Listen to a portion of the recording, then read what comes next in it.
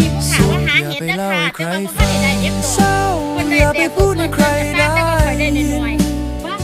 คนเข้าใจเราอาจมีไม่กี่คนในแผ่นดินบางรอยยิ้มเขาเพียงยินดีที่เราพังสุขอย่าไปเล่าเศร้าอย่าไปพูดเลย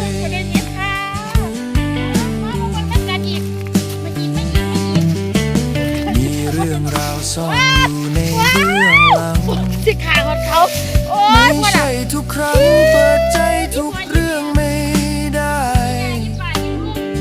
บางคนถามแค่อยากรู้เรื่องในใจแต่ไม่ได้ฟังเพื่อจะปลอบเราเลย